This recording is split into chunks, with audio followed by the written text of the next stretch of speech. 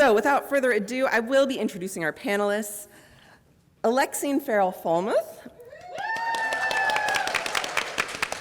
is the author of the absolutely delightful young adult rom-com, My Mechanical Romance. Yes. As Olivia Blake, she is the New York Times bestselling author of The Atlas Six, The Atlas Paradox, Alone with You in the Ether, One for My Enemy, and Masters of Death. She lives in Los Angeles with her husband, Goblin Prince Toddler, and Rescue Pitbull.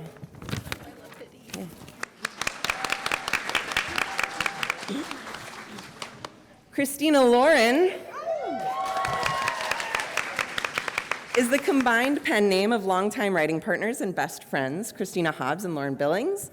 They're the New York Times and #1 internationally best-selling authors of over 30 books, including the recently released Tangled Up in You, which you can see right there, an instant New York Times bestseller, The Paradise Problem. Oh my God. Nikki Payne has been featured on NPR, Oprah Daily, and Elle. Nikki Payne is a cultural anthropologist who writes steamy romances based on the books you were forced to read in high school.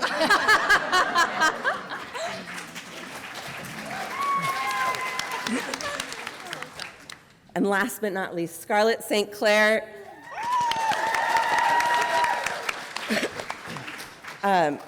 The #1 New York Times bestselling and USA Today bestselling author, Scarlett St. Clair, is a citizen of the Muskogee Nation and the author of the Hades and Persephone series, the Hades saga, the Adrian and Isolde series, fairy tale retellings, and When Stars Come Out.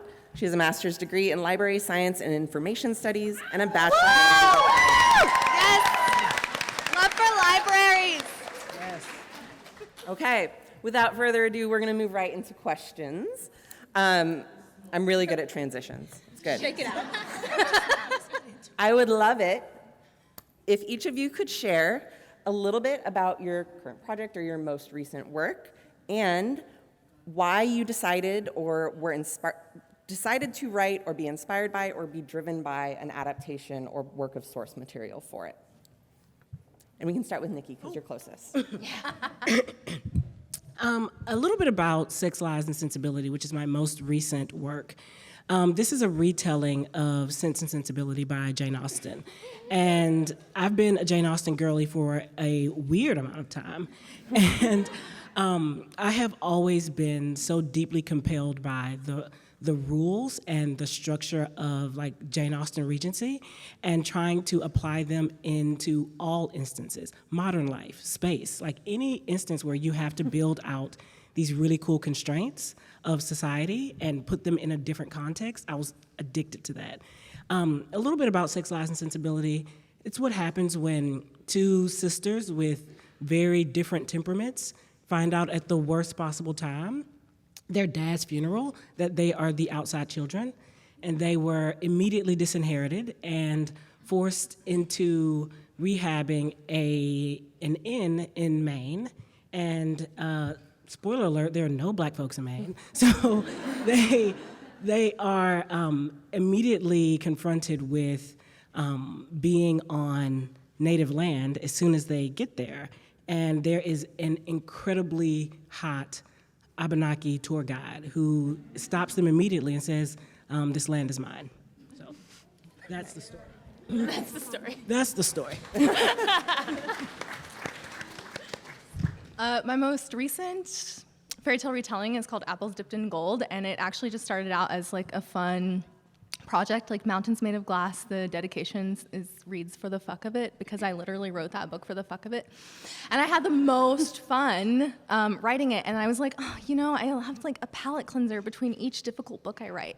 And then I wrote Apples, and I was like, why is this hard? And so it got really difficult, because fairy tale retellings are essentially like a reflection of the times, and what you sort of learn is that we don't change as a society, and like abuse still happens and things like that. And so I think it's so interesting to bring those themes to light in a retelling that's sort of my own, but also add things that they excluded, like positive sex representation, which they choose to add unfortunate elements like incest, you know, and I'm like, that's a choice, right? And I think it's the wrong choice.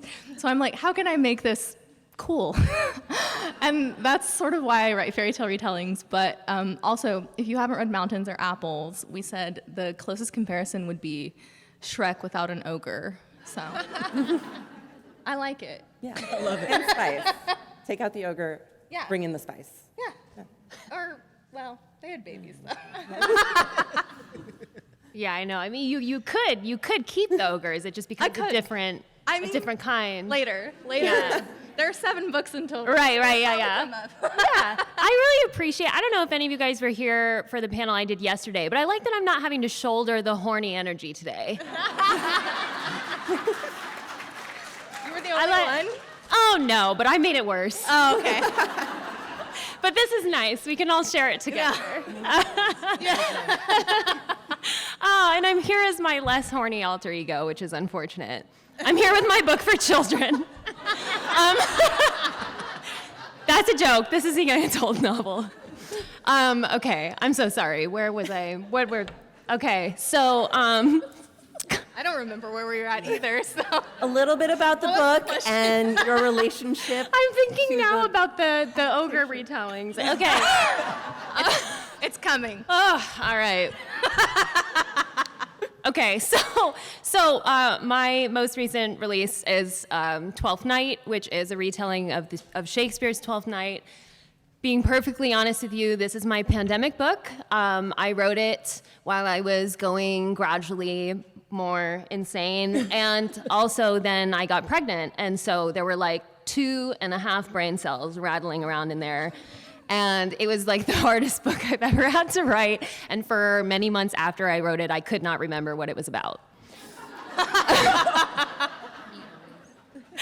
I will tell you, just typically I typically write fantasy. I usually write adult fantasy, as all of you like. And in fantasy, if I can't figure out what a book is about, I have a lot of room to do it. Like the last time this happened to me was Gifted and Talented. It's coming out next year. We don't have to talk about it right now, but it's like 170,000 words. Oh my gosh. And it took me that long to understand what the book even was. And you can't do that in romance. So when I finished with 120,000 words of young adult romance, I was like, uh-oh.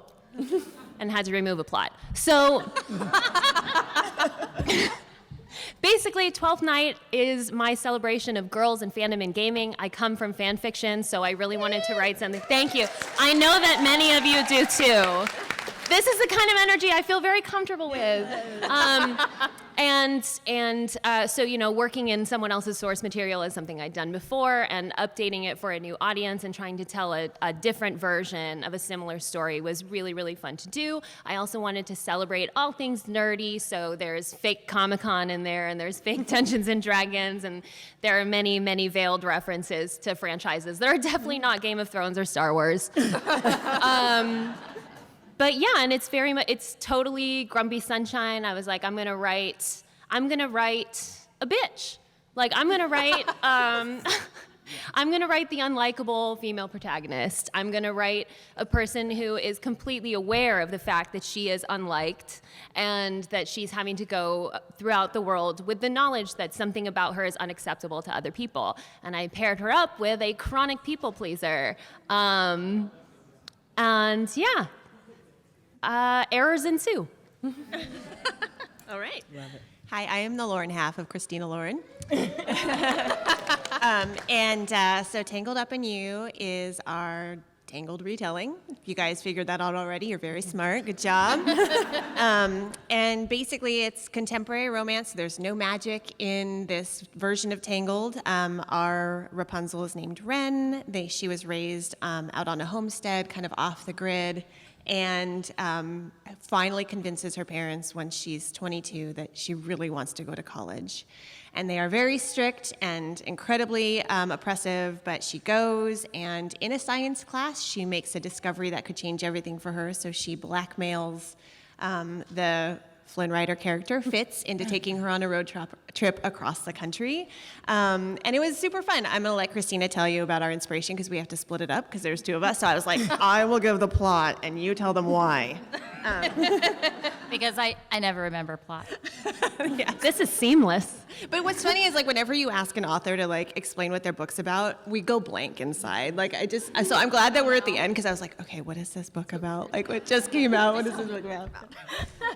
Okay, so I'm the Christina half of Christina Lauren. And you know, it's funny because Lo and I met at Comic-Con in 2009. It's our 15-year anniversary, you guys. And we actually first started talking about this book at Comic-Con in 2016. like 2016. So we love Tangled so much. It is just like, it is an adventure romance. It's a rom-com. And so, you know, if any of you have read Beautiful Player, when we were getting ready to write that, we were like, what if we wrote Flynn Rider, but he bangs? Which I'm sure Flynn Rider bangs. So that's canon. And so in 2016, our editor, who is now our editor, Jocelyn Davies, met us because we had said to our agent Holly, if you ever hear of a Tangled retelling that fits our voice, we would love to do it. We love it so much. It's so romantic. And we met with Jocelyn Davies, and she said, you know, Disney's doing this series called The Meant to Be, and would you guys be interested in doing it? And it took us a couple of years to figure out how to do it because Tangled is essentially a very sheltered girl and like a playboy, you know, and that's like every like new adult like romance, you know. And so we came up with this idea and we wrote it, and it looks exactly like the book we imagined. It's just so romantic, and it just so fun. Yeah, it was so fun. And we also come from fan fiction roots, and so for us it was a little bit like returning to that. You know, Yeah. it was really cool. Yep. Yeah, nice. Thank you. Happy anniversary. Thank you. So next, I want to talk a little bit about romance, and we're going to talk a little bit about retellings, but we're going to start with the romance because that came first in the title. So why do you think we come back to stories of romantic relationships, and what is it about that emotional connection that makes it so capable of being retold again and again for you? Me? Anybody who's ready. Well, now it's you. Okay. That's deep. So the question is why we come back to romantic retellings or why we come back to Romance To as a romance. genre. Okay, this is big. This is you, Nikki. This is the Romance cultural and, like, anthropologist. romance. Yeah. Explain it to Literally. us. Why do we like it? Let's buckle up. We're about to get fucking nerdy. Okay.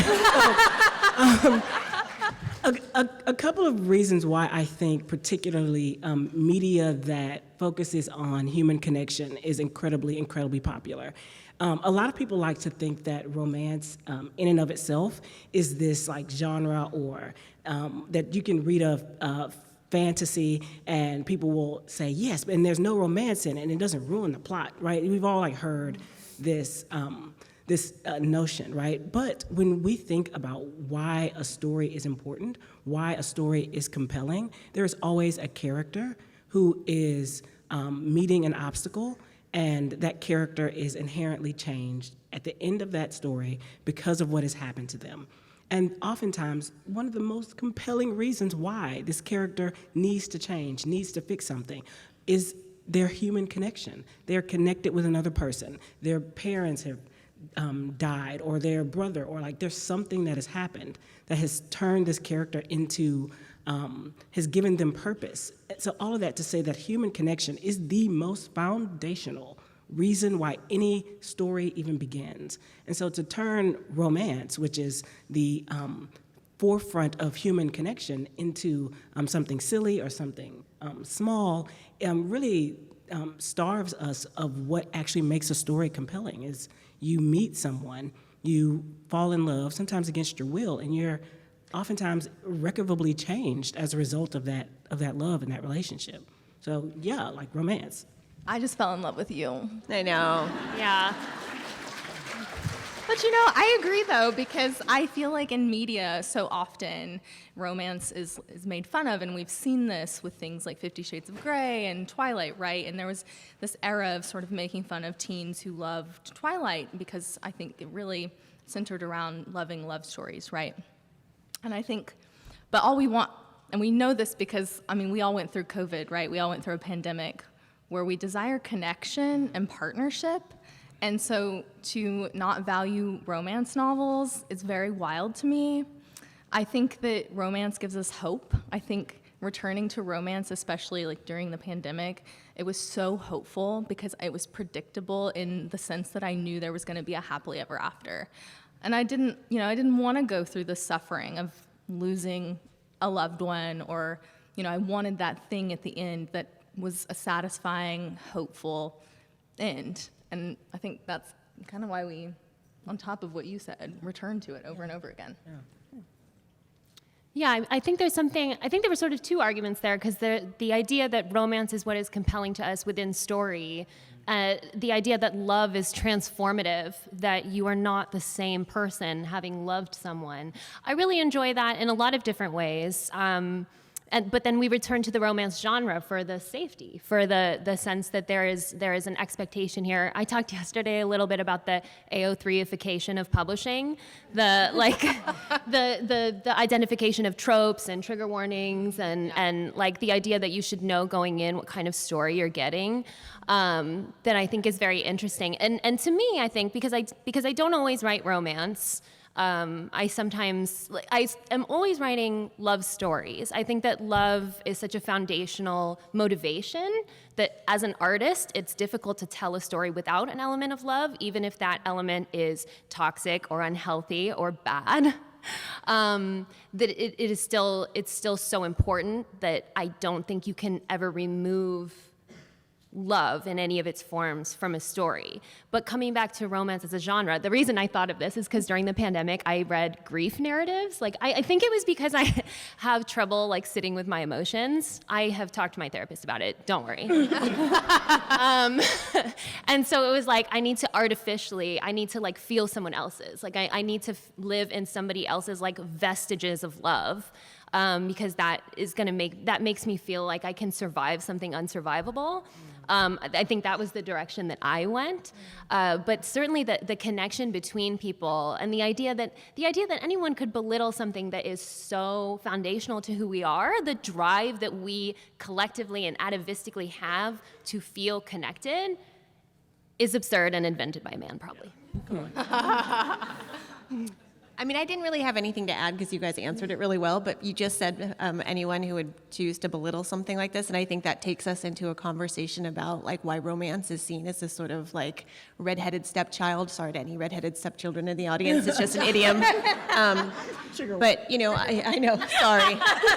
She's been canceled now. I wish I hadn't said that.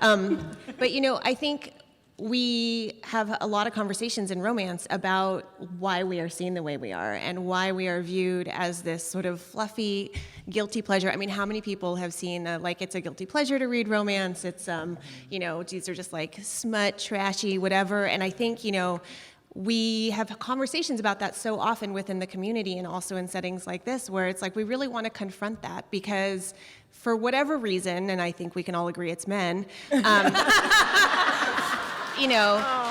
throughout history. And I'm not sorry to all the men in the audience. I'm really not. But that, we have tended to view stories of joy and celebration and connection as less intellectual than stories about trauma and war and bravery, right? And I think that there's an understanding now in publishing, specifically in romance publishing, that stories of joy and connection and body autonomy and identity are just as valuable, if not more so in many ways, than as stories of war and trauma and suffering.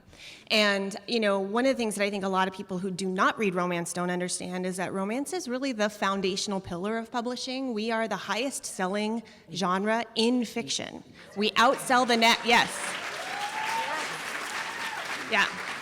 We outsell the next genre by almost like $700 million a year. Mm-hmm. And so we have incredible financial power and economic power and cultural power, not only because of the money that people are spending, but also because it's a very fast-moving genre. People pick up these stories because they are seeking stories of love and connection, and I think we take that responsibility very seriously. You all in this room are here. You are all putting your dollars towards these stories, and it's important for us as a genre to retell these stories that we are seeing again and again with new voices, right? Make sure that voices are being represented and identities are being represented, and that we're seeing all of these retellings done in new ways, and we're kind of incorporating new trends in culture and also like opening of minds. So romance has power, and nobody should ever belittle it in front of me.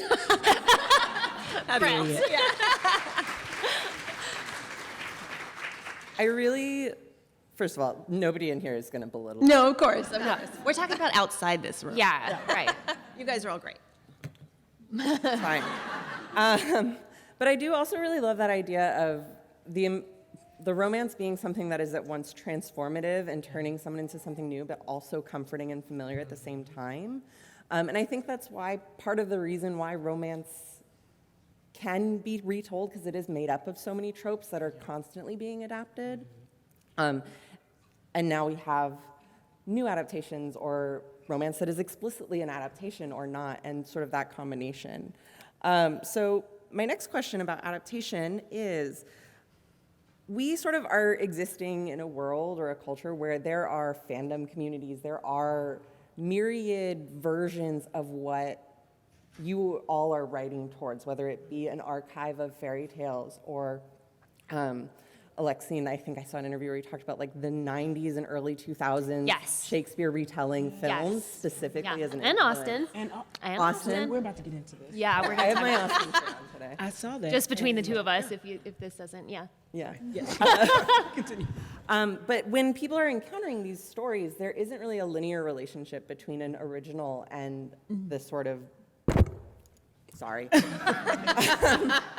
sort of the current or the contemporary. Like the first Austen I ever was exposed to was the Sense and Sensibility film with Emma Thompson, and that colored every reading of Sense and Sensibility since, and all of these different versions. So how does that influence your writing process, and this idea of taking inspiration from, I'm going to quote, original, but also knowing that it's existing in this kind of web of references? How do you navigate that when moving between visual and non-visual media, or in constructing your stories?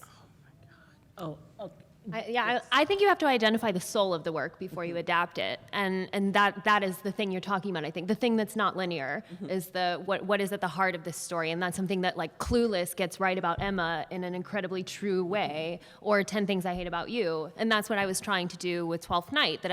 I did not reread the play Twelfth Knight. I also didn't rewatch She's the Man, because I didn't want to accidentally retell it beat for beat. Like I think that when an adaptation is weak, it's this impulse to mimic and not to go far enough. And so when I was rewriting Twelfth Knight, I wanted to identify, well, what is it that Shakespeare gets so right about humanity? And the answer is that it's freaking stupid. Yeah. And that's what's so perfect. Like both Shakespeare and Austen like existed within the context of their time, looking around and being like, this is dumb, this is dumb. Yeah. And look how wonderful it is when we're all like stupid together. Yeah. And I think that's what makes it so great for high school, because it's this, the volume is turned really high on emotions. You get to be really absurd. There's a freedom to interpret the silliness of love and daily life and social rules. So yeah. Yeah, no, hands down, I agree with everything you just said. I mean, just to set the scene for you all, like if we can just roll our memories back to 1995, like a couple of things happened in 1995, like that Clueless came out, that Sense and Sensibility came out. Also, freaking BBC dared to post an 8-hour Pride and Prejudice. Okay, like 1995 was not safe for the Jane Austen girls. Okay? Like, I don't know how we came out alive, but I came out really fucking weird as a result of that. And like when I thought about retelling a story, I was always thinking about the what if, because Clueless came first for me. It was never like, and I read so much Jane Austen, and every single iteration of reading, I asked myself the what if question. What if they were aliens? What if Shrek was involved somehow? Like, what if? And it is from, yeah, it gets weird. It gets weird. But from that what if, I think, like if you think of jazz, right? And how a jazz musician can play the scales perfectly, or he knows the actual song with a kind of root understanding of precisely what that song is. But it's because of that root understanding that they're able to kind of riff off and play these cool-ass notes and do these really cool and amazing things. And just to make another example, like, of hip-hop, like if you listen to like Biggie, is one of my favorite artists, and you listen to like old funk and you're listening to like Juicy, and you're like, oh, this is a great song. And then you hear Biggie over that Juicy beat saying, it was all a dream. You're like, whoa, this is a new understanding of this thing that I loved. Same with that Little Boo Thing song.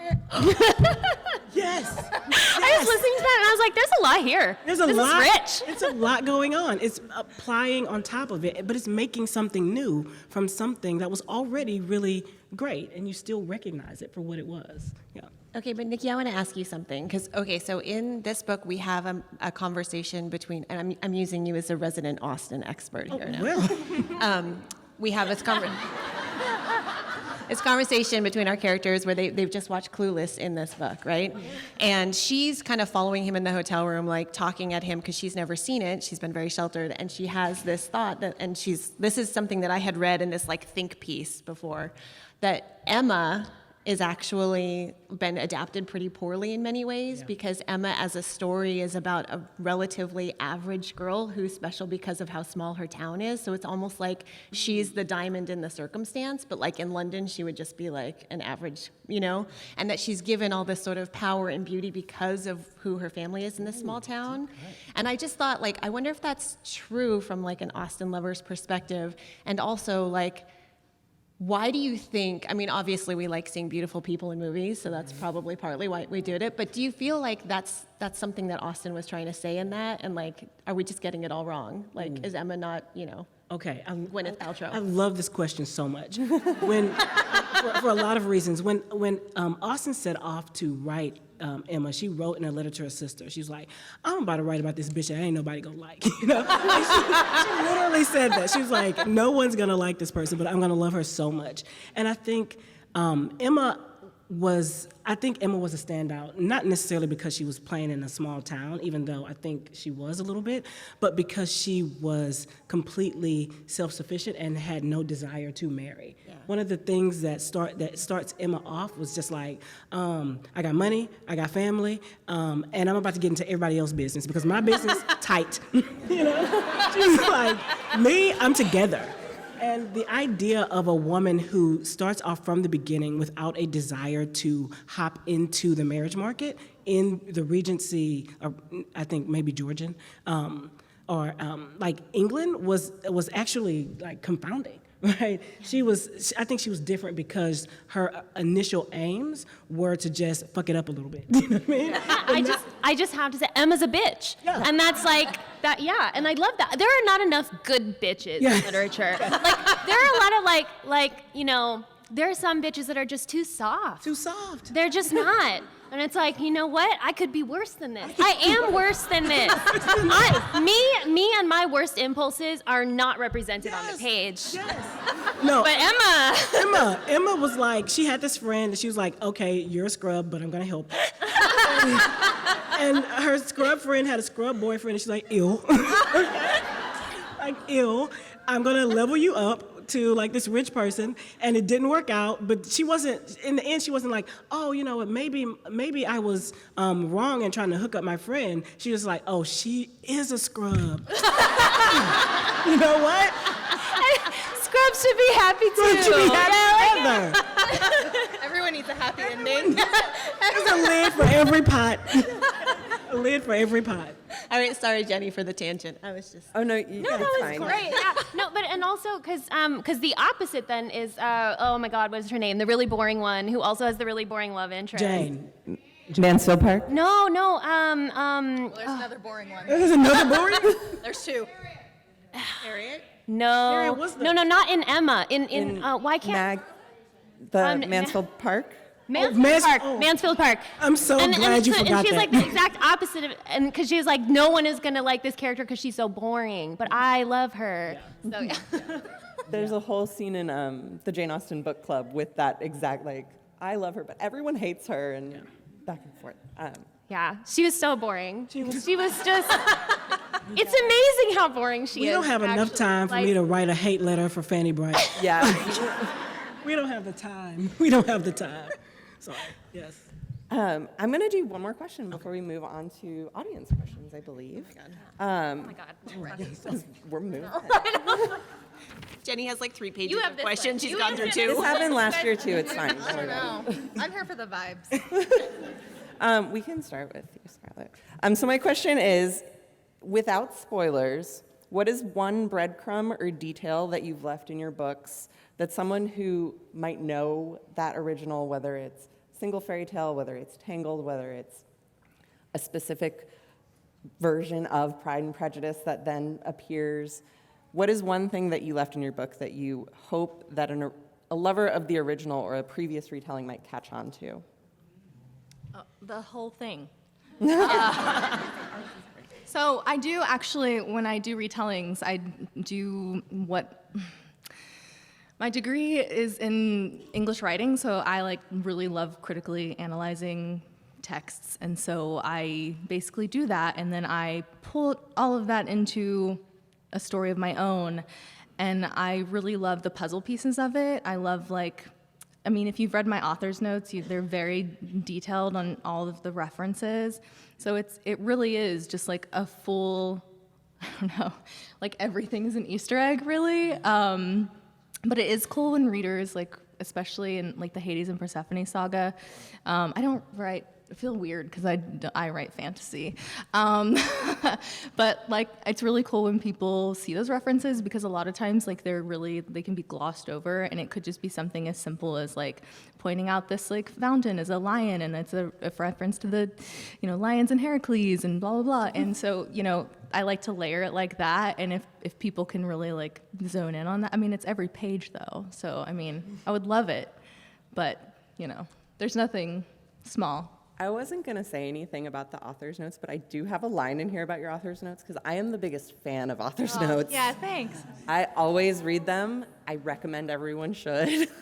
But yes, the kind of uncovering and unpacking of those discovery moments is great. Yeah, I don't know. No, it is great. I know. It's really, really weird because I feel like everything I do is sort of just heavily influenced with symbols and themes and blah, blah, blah, and I really enjoy it, and it's just a passion project, really, so. That's awesome. I don't think you should. I feel like ours is a little different because it is literally like Disney presents Tangled Up in You. It's not subtle. Wait, was there anything they told you couldn't do? Oh, they're very specific about But is there anything good? Do you have anything I mean, We can't have on the page banging. Oh. but we did. But it's still a really good book, guys. You should still buy it. No, but the thing that we really wanted to capture, for us about Tangled is, one, it's deeply romantic, and two, it's this kind of wide-eyed breathlessness of first love and firsts. Yeah. Rapunzel's done nothing in her life, and Ren has done nothing and has been taught that the outside world is so scary, and then she starts to see that it's not, and this boy that she should be scared, Rig tells her to be scared of, and he's so wonderful. And so we wrote this kiss that is Ren's first kiss, and it is it's pretty great. And it's pretty steamy, for what they're allowed to do, because they're in a hot tub, and she's he's basically you've never been kissed, well, you can try on me, that type of thing.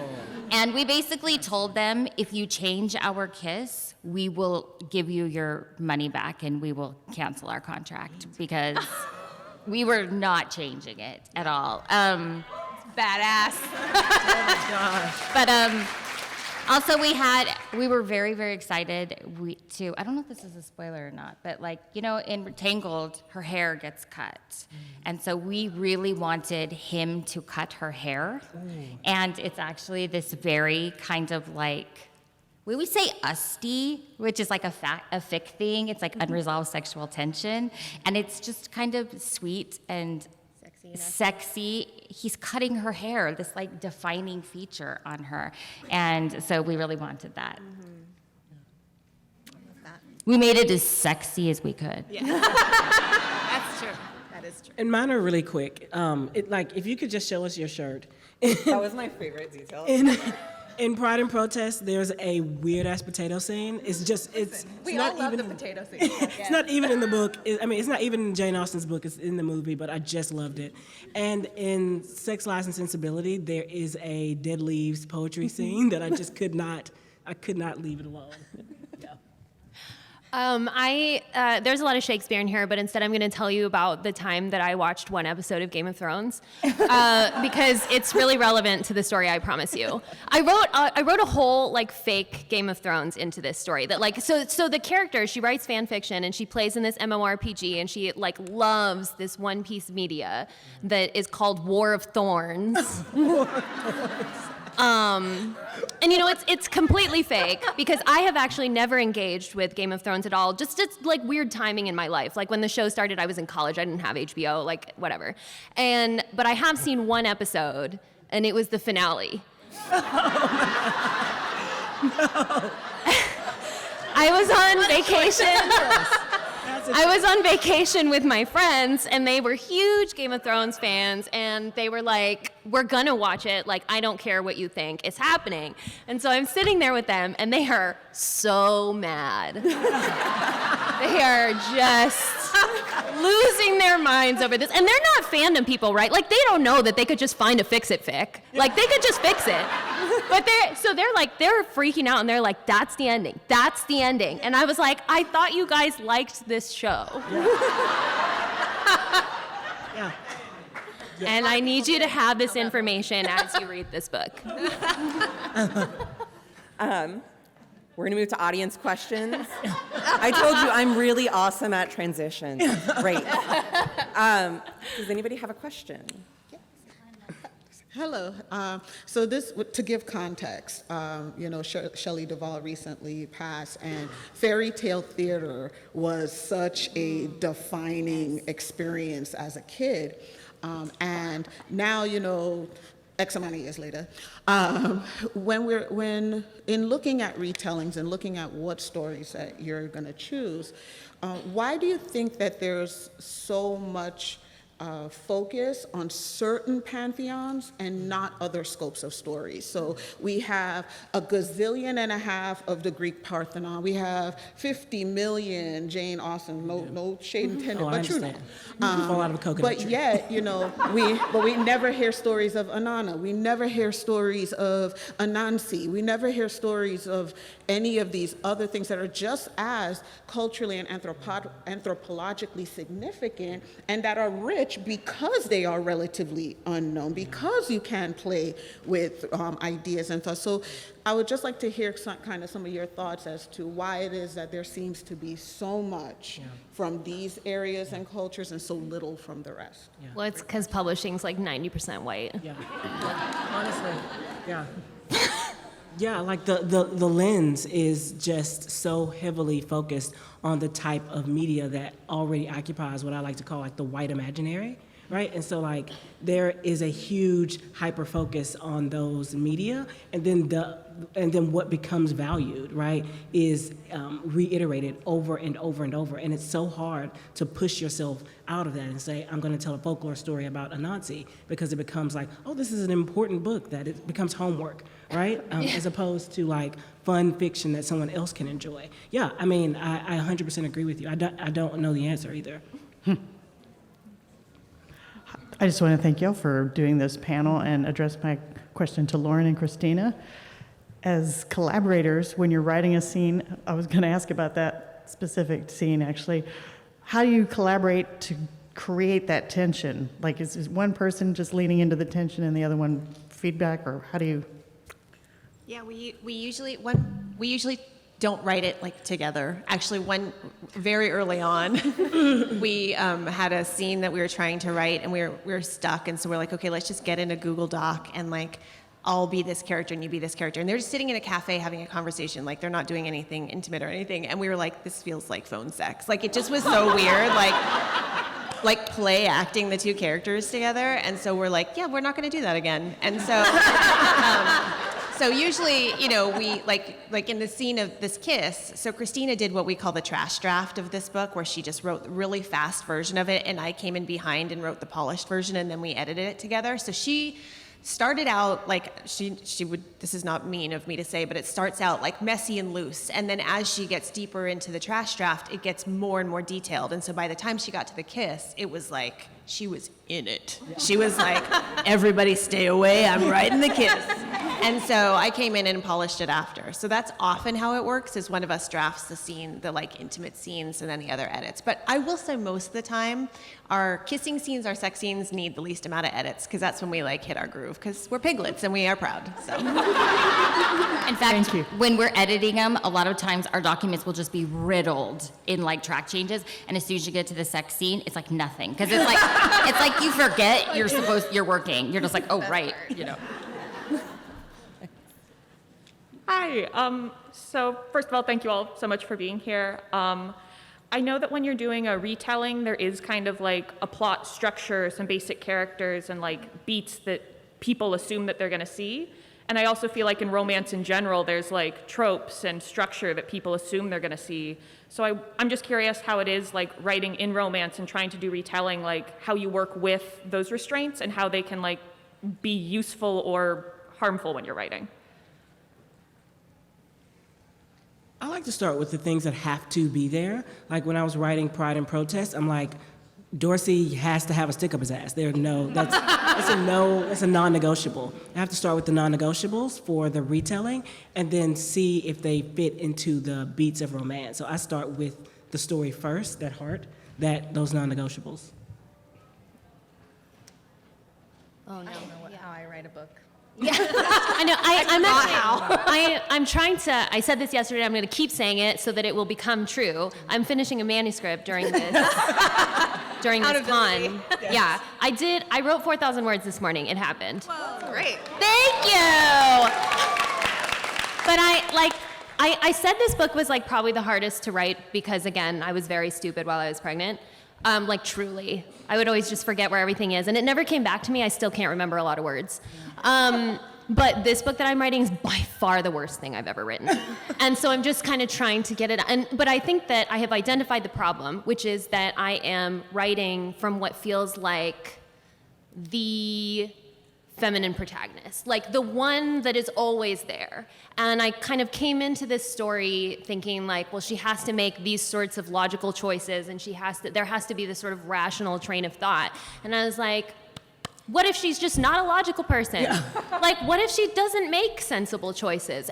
So I think that like in adaptation, you're often starting from that place of like, this character is the lens we are accustomed to seeing. This kind of goes back to your other answer as well. That's just like, we are sort of trained to be inside of a particular character. And so I think one thing that is difficult about adaptation, but also fun, is like, what if we didn't fulfill that just objective person? In Twelfth Knight, also my main character is Filipina. Yes. The other day I walked by someone and I walked across the conversation that was, oh, so we were both colonized by Spain. And I was like, me too. So yeah, so the idea of like, well, now we can do something different because we're not within the constraints of this original lens. It opens up a lot of stories. So like now, I can have a dumbass 22-year-old, which is who I was at 22. It's most 22-year-olds. Yeah, right. Like these things can only happen because she's 22. Yeah. The book agrees. I didn't do it. Hell yeah. All right, we have one more question. Time for one more question. Hi. They'll be at the signing. It's okay. I'm a history teacher turning school librarian, so... The power you hold. So I love romance, and some romance is great for school libraries, and some romance really isn't. So I was wondering about your recommendations for like really good, solid, high quality like romance retellings that I could put in the school library, and hopefully, you know, kids will learn something about like history and culture and myths and things like that too. So. That's a great question. Yeah. My mind just went totally blank. Yeah, sure. I've never read a book in my life. Oh, this one. There is, I'll be honest with you, there's one F-bomb, but I chose it very carefully.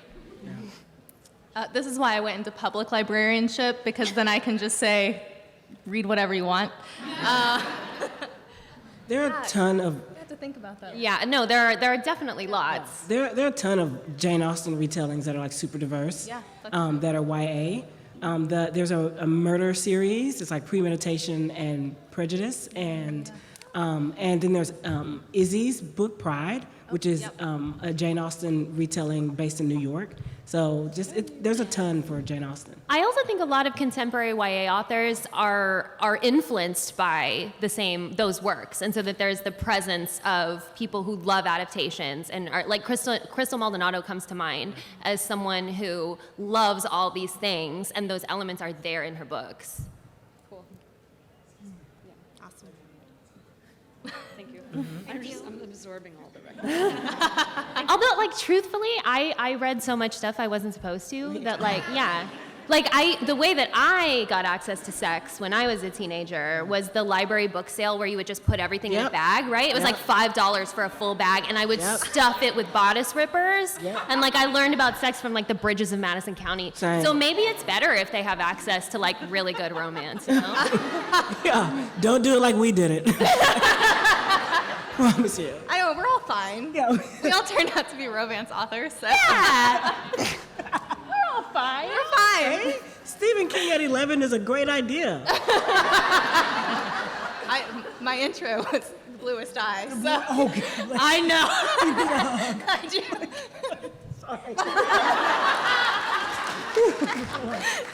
What's the eye first? I know. That was so sweet. We're married. We are married. We should all know that. Happy anniversary. Okay, so on that note, I want to give a huge, huge round of applause to our panelists. Thank you.